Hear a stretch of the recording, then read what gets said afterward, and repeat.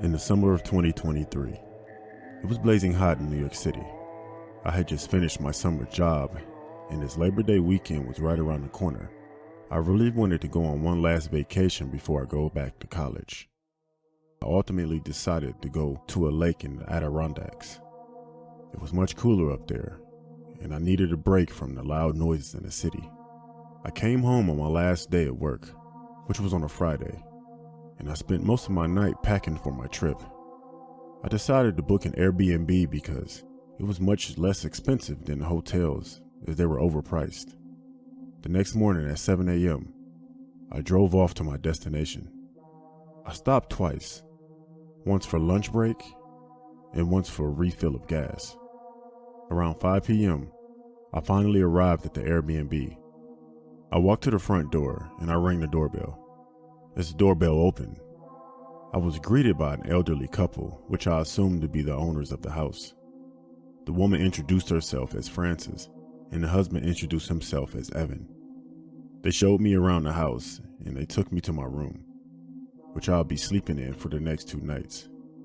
I thanked them because they seemed really nice, and they looked like they weren't harmful people. As I closed the bedroom door, I noticed that it had no lock on it. I found it a little strange because I saw some other rooms and they all had locks on them. I didn't think of it too much and just went on about my day. After settling in for a little while, I wanted to explore the town more and go out to dinner somewhere. So I did just that. I came back to the house at around 8:30 p.m. I walked into the house and I didn't hear or see the couple anywhere. I saw their car parked in the driveway, so I assumed that they had been home. I figured they might have just gone to bed early. After closing and locking the front door, I went to shower, got dressed in my pajamas, watched some TV, and read a book before going to bed at around 10:30. The next morning, I woke up to see the lady watching me through the hallway with the door wide open. I said, "Frances, are you okay?" She froze for like 10 seconds before saying, "Yeah, I was just checking on you, make sure you were okay." Then she walked away. I thought to myself, is there something wrong with this woman? Why would she just watch me sleep through the hallway? Does she do this to all of her guests when they come to stay over? Is her husband aware of her behavior?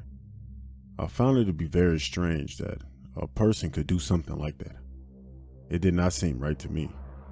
I later on forgot about this whole incident and went to go swimming and relaxing at a nearby beach for most of the day. I also took a drive around a long lake, and I even considered getting a summer house up there one day.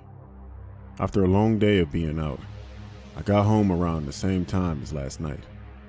I walked through the front door again, this time seeing the husband and the wife sitting on the couch. I waved and I said hi to them. Neither of them said hi back. I found this very weird, as owners would usually greet their guests back. I brushed it off and I went on about the rest of my night. As 11 o'clock hit, I was getting pretty tired and decided to call it a night. Before going to sleep, the thought of what happened this morning came back to me. I was hoping nothing like that would happen again in the middle of the night or the next morning. But boy, was I wrong. What happened the next morning was straight out of a horror movie. Something you would see on the news. When I woke up, I felt something funny on my body. It took like 20 to 30 seconds to come to reality. What I saw would haunt me for the rest of my life. Right in front of me, on the bed, I saw the 70 or so, whatever her age was, woman, sitting on my legs, stroking a body part on me that her husband would not agree with. I let out a loud scream and I pushed the woman off the bed. I ran out of that house so fast, taking my phone, wallet, car keys, and leaving everything else behind. I got in the car and I put the keys in the ignition and I sped out of there without looking back. As I was driving, I got on the phone with 911 and I told them exactly what happened. At this point, I was out of breath. The operator told me to go to the nearest police station, and so I did just that. After hanging up, I realized that during all this time of chaos, the husband was nowhere to be seen during all this commotion. I then arrived at the police station. I was a mess and could barely speak properly. After talking with the police for about a half an hour, they told me that they'll investigate the house and question the people. They also said that they can't arrest the woman right away without any evidence. I thanked them for their time and I drove all the way back home to the city, only stopping once for gas. I got home around 4 o'clock. After recovering and thinking about what had happened this morning, something finally hit me. It all made sense now. The reason my door was unlocked was so they can watch me sleep and do some very sickening things to me. It was very disturbing how this could be. I wonder if this woman had done something like this to other guests before. I don't want to know if they did. I then decided that I would try to report the page and try to take it down. But as I looked for this place, I saw that it was no longer available. The woman must have taken it down. I never heard anything back from the police, and I never knew if they had arrested her or not. It has been almost a year now, and this incident pops up in my head every now and then, and it makes me want to throw up, honestly. I have not been to the Adirondacks after what happened, and I don't plan on going back there anytime soon. I don't know where this husband and wife actually stay at. I don't know if they actually stay up there, but hopefully they don't have any more victims.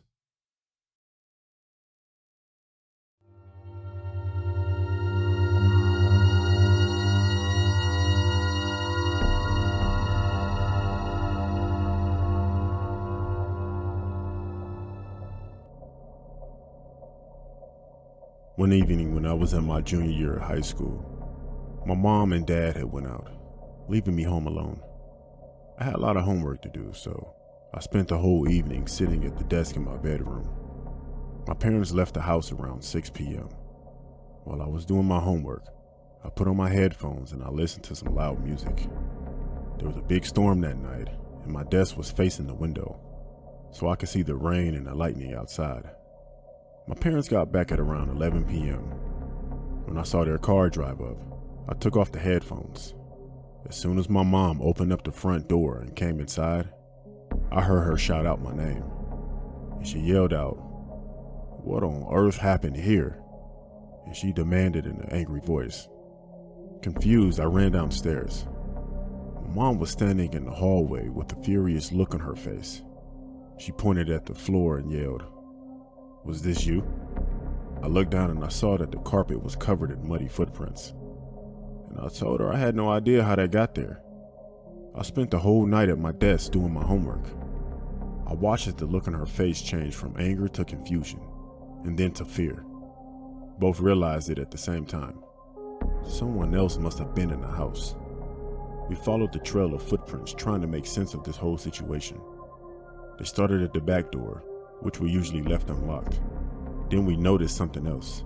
The footprints started at the back door, but there was no trail of footprints of them leaving through the back door. All of a sudden, we hear something loud. It was a loud pounding noise that echoed through the house, and then the sound of the front door being wrenched open and slammed shut again.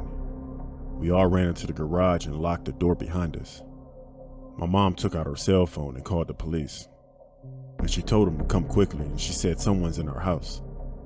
After what seemed like hours, a patrol car arrived with 2 police officers, a male and a female. One officer stayed with us in the garage while his partner went through the house, searching it room by room. When she came back, the female officer told us that there was no one in the house and it was safe to go back in. As we were all breathing a sigh of relief, she asked, "Whose bedroom is upstairs on the left?" My parents looked at me, and I told her that it was mine. She asked us to follow her. As we walked through the house, we could see the trail of muddy footprints leading from the back door, through the living room, through the hallway, up the stairs into my parents' bedroom, and then toward my room. They stopped at my doorway. The female officer pointed at my door, which had been open the whole night. Scrawled on it in black, which was in black marker, was the following: 8:47, I see you. 8:53, you forgot to lock the back door. 8:59, you seem focused. 9:24, turn around. 9:47, look at me. 10:15, look at me. 10:37, look at me. 10:49, look at me. For more than 2 hours, someone had been standing in my doorway, watching me. To this day, I still shudder to think what would have happened if I had turned around.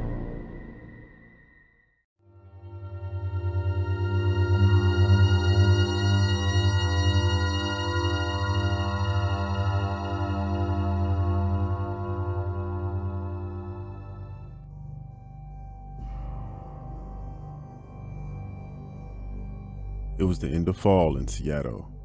I was 23 years old at the time. I'm thin and blind, and I have green eyes. And money was tight, and I needed a job as soon as possible. I looked for jobs everywhere until I stumbled upon a job online one day. It was a telecommunication company located in Talkeetna, Alaska. Although it was kinda remote, it required a study of which I had, and offered a staggering paycheck. Despite this, obviously the job required me to move to Alaska. I thought of it for a few days, but after a while of finding no jobs whatsoever, and my rent coming soon, which I couldn't afford, it left me with no choice. After a short phone call with my summer job, they hired me. They expected me to work my first shift in about 2 weeks, from 3 p.m. to 2 a.m. A weird shift, but I accepted it. I didn't own a lot of luggage, so all of the stuff that I had fit just inside of my car.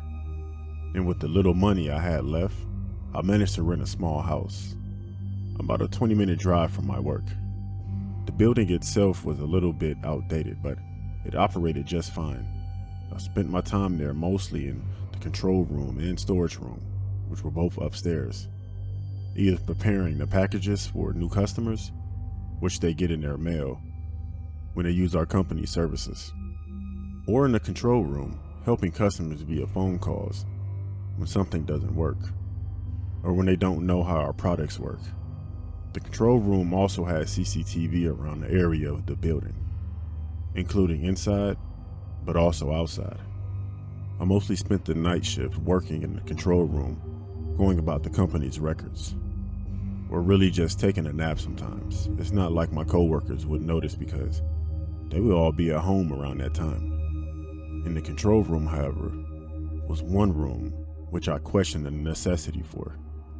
It was a small, cramped room for up to 2, maybe 3 people with a metal door, and the room was always wide open, and you can open and lock it from the inside only. But I'm glad the room was there, and you'll hear soon why. The first few months went by smooth.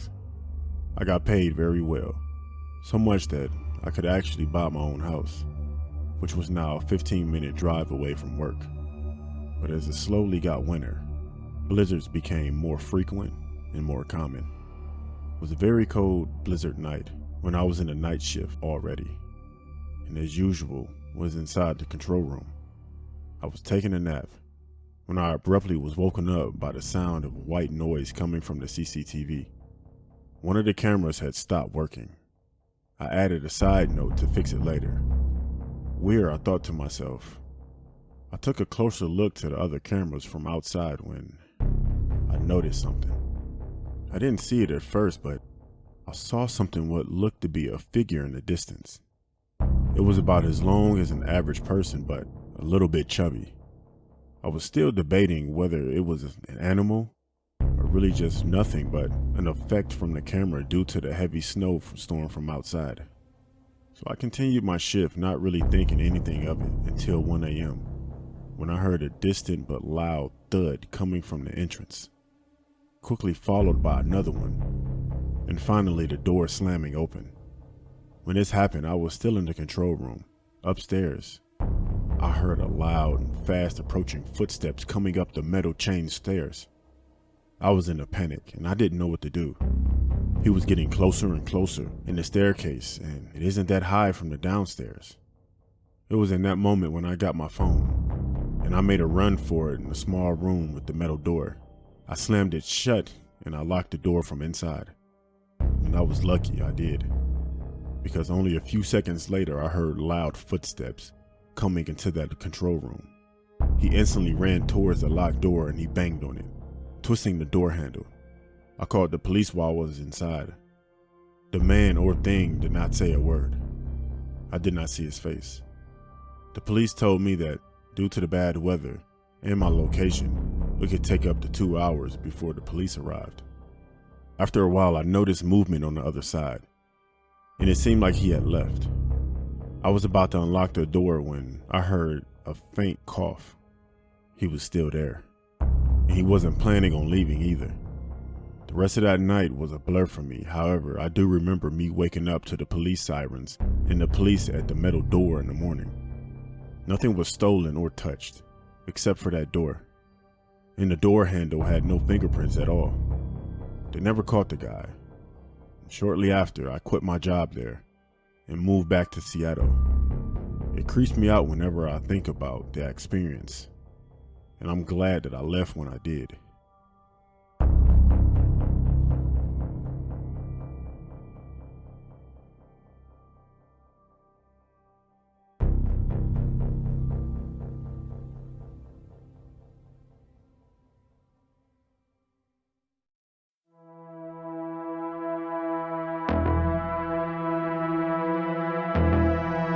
Nightmare Files.